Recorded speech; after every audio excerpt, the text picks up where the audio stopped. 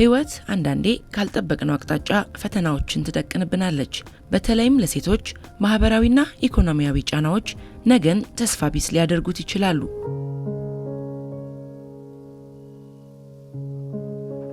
ቦንቱ ትባላለች። በአስቸጋሪ የህይወት ፈተና ውስጥ አልፋለች። የተለያዩ ከባድ ስራዎችን ሰርታለች። አሳዛኝና አስቸጋሪ ሁኔታዎችን አሳልፋለች።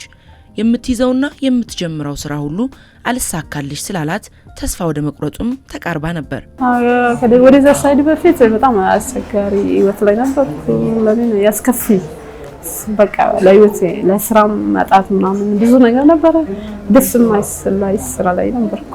ነገር ግን ለውጥ የሚጀምረው ካለፈው ቁስል ሳይሆን ለነገ ካለን ጽኑ ፍላጎት በመሆኑ ለነገዋ የሴቶች ተሐድሶና ክህሎት ማበልጸጊያ ማዕከል በመግባት የህይወቷን ለውጥ ሀብላ ጀመረች። እዛ ገብቼ በጣም የትም ያላገኘሁት ትምህርት አገኘሁት። ክህሎት ልክ እንደገባው ክህሎት ተማርኩ። ከክህሎት ብዙ ነገር ወሰድኩ። ከዛ በኋላ ደግሞ ወደ ፊልድ ስንመረጥ ወደ ፊልድ ገባው። ፊልድን ተወርቼ አሁን ለስራ ብቁ ሆኜ እዚህ ደርሻለሁ። ሌላዋ ባለታሪካችን ውቢት ትባላለች። ውቢትም ብዙ አስቸጋሪ የህይወት ውጣ ውረዶችን አሳልፋለች። የነገዋ ተቋም ከመግባቴ በፊት ትንሽ ህይወት አስቸጋሪ ነበረች። ያው በሴቶች ልጆች ላይ የሚደርሱ ነገሮችን በጣም ብዙ ነገር ነበሩ። ግን ያው ህይወት ማይቀየር የለም፣ ተቀይሮ እግዚአብሔር ይመስገን ወደ ነገዋ ተቋም ገብተናል። ከዛም በፊት በጣም ብዙ አስቸጋሪ ነገሮችን አሳልፌያለሁ እንደገለም። ግን እግዚአብሔር ይመስገን ዛሬ ያ አይደለም፣ ተቀይሮ እዚህ ደርሰናል።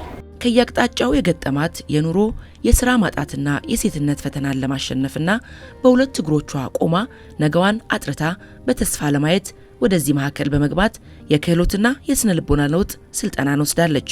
በጋርመንት በዚህ በጨርቃ ጨርቅ ነው የሰለጠንኩት እና ስመርጠው ሙያውን ደስ እያለኝ ነው የመረጥኩት። ስልሽ ያው ካለው ነገር አንፃርና ለነገይም የተሻለ ነው ብዬ ስላሰብኩኝ በጣም ደስ የሚል ነው። እንደመረጥኩትም ደግሞ ሆኖልኛል፣ እግዚአብሔር ይመስገን።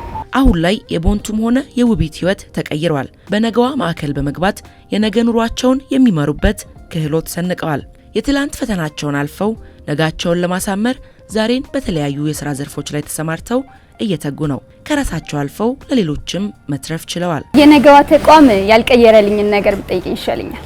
ማለቴ በጣም ብዙ ነገርን ቀይሮልኛል። እኔነቴን፣ ማንነቴን አልችልም የምለውን ነገር እንድችል በጣም ብዙ ነገር ማለት ነው። ማለቴ እኔ እንጃ ለመግለጽ የሚከብድ ያክል ነው። በጣም ብዙ ነገሮችን ቀይሮልናል የነገዋ ተቋም ከሁሉ ከአስተሳሰባችን ጀምሮ ማለት ነው። በጣም ብዙ ነገሮችን የቀየረልን የነገዋ ተቋም ነው። ይሄን እድል ለብዙ ሴቶች ይመኛሉ። ለምን ይሄን እድል ያገኙ እዛ ግቢ ገብቶ ተምሮ በተለይ የክህሎት ትምህርት ተምሮ ስለ ልቦና ምናምን ተምሮ ጥሩ ህይወት ላይ የሌሉ ሴቶች ይሄን እድል አግኝቶ ቢማሩ ደስ ይለኛል። ሁለት አይነት ስልጠና ነው የሚሰጠው። አንዱ የተሐድሶ ስልጠና ነው። የኛ ባለጉዳዮች ወይም እዚህ ገብተው እንዲሰለጥኑ ፍቃድ ያላቸው ወይም የተፈቀደላቸው ቅድም መነሻዬ ላይ ለመጠቆም እንደሞከርኩት በጣም ብዙ ችግር ውስጥ ያሉ እህቶቻችን ሴቶች ናቸው። በጎዳና ላይ በልመና የሚተዳደሩ እንደዚሁ ብዙ ህይወት ሳይመቻቸው ወደ የወሲብ ንግድ ስራ ውስጥ የገቡ ከአረብ የተመለሱ ችግር ፈተና ያዩ ሴቶችን እዚህ አስገብቶ ስልጠና ይሰጣል።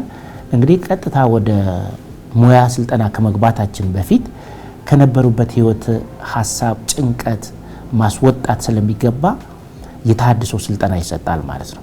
አእምሯቸው ላይ ሐሳባቸው ላይ የወደፊት ህይወታቸው ላይ መስራት እንደሚችሉ መለወጥ እንደሚችሉ ከዚህ ከገቡበት ችግር መላቀቅና የተሻለ ህይወትን መምራት እንዲችሉ የተሐድሶ ስልጠና በብዙ ባለሙያዎች ይሰጣቸዋል። ያን የተሐድሶ ስልጠና ደግሞ ካጠናቀቁ በኋላ የሙያ ክህሎት ስልጠና አላቸው። እስከ 6 ወር ሁለቱ አንድ ላይ እስከ 6 ወር ሊፈጅ የሚችል ጊዜ ውስጥ ይማራሉ።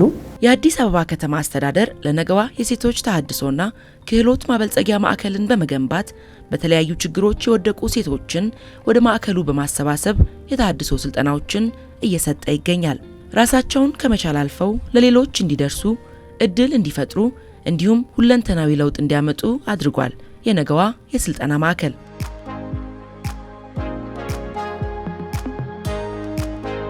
እስካሁን በ4 ዙሮች ብቻ ከ1500 በላይ ሴቶችን በማሰልጠን በተለያዩ ዘርፎች የክህሎት ባለቤት እንዲሆኑ አድርጓል።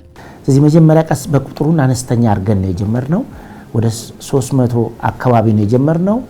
ሁለተኛ ዙር ወደ 380 ከፍ አረግን።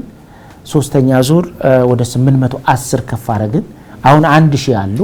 በሚቀጥለው ጀምሮ ደግሞ 2000 በሙሉ ኃይል እንጀምራለን ማለት ነው። እነዚህ ሴቶች በተቋሙ የሚኖራቸውን የክህሎትና የሙያ ስልጠና ሲያጠናቅቁ የምረቃ ሰርተፍኬት ብቻ ሳይሆን ወደ ስራ የሚገቡበት እድል መመቻቸቱ ተቋሙን ልዩ ያደርገዋል። ስልጠናቸውን እዚህ እንዳጠናቀቁ ኢቭን ከማጠናቀቃቸው በፊት ጀምሮ ተቋሙ ከከተማ አስተዳደሩ ጋር በመሆን የስራ ትስስር ይፈጥርላቸዋል። ሁሉንም የስራ ትስስር እንፈጥራለን። ስለዚህ ስራ የት ገባል ብሎ የሚጨነነቁበት ህይወት የለም፣ አጋጣሚም የለም። ራሳችን ተቋሙ ከከተማ ውስጥ ከሚገኙ በርካታ መንግስታዊ ካልሆኑ ግለሰቦች፣ ፋብሪካዎች፣ ድርጅቶችና ተቋሞች ጋር በመናበብ ከመጨረሳቸው በፊት ስራ ይጠናቀቅላቸዋል፣ ስራ ይገኝላቸዋል ማለት ነው። ከዛ ስንወጣ እዛ መጀመሪያ እዛ ስንገባ ያለው ነገር እንደጠበቅነው አይደለም። ደግሞ ሲቀጥልም ወተንስ የሚለው ነገር እዛ ስኖር ስጋት አለ፣ ግን ደግሞ እንደ ስጋታችን አልነበረም። ስራው እንደምታዩ ነው እንግዲህ ሙሉ ነው። ከዛ ሲወጣ ደግሞ ለገጣሚኝ እዚህ ስራውን አገኘቼ እድል አገኘቼ የጣና ተራ አካባቢ ወጣው። እዛ እየሰራው ነው። ምግብ ቤት ተሰጥቶኝ ከተከፍተን ምግብ ቤት እየሰራው ነው። በጋራ 5 ሆነን መጣን። ተደራጅተን 5ታችን ያለን እየሰራን ነው። ጥሩ ደረጃ ላይ ደርሰናል። እነዚህ ሴቶች የማዕከሉ ውጤታማነት ህያው ምስክሮች ናቸው። የ1500 ሴቶችን ህይወት መለወጥ በርካታ የተለወጡ ቤተሰቦችን መፍጠር ማለት ነው። ለነገዋ ዛሬም ነገም ለሴቶች ክብርና ስኬት መትጋቱን ይቀጥላል። አንዲት ሴት ስትበቃ ትውልድን አብቅታ ሀገር ትገነባለችና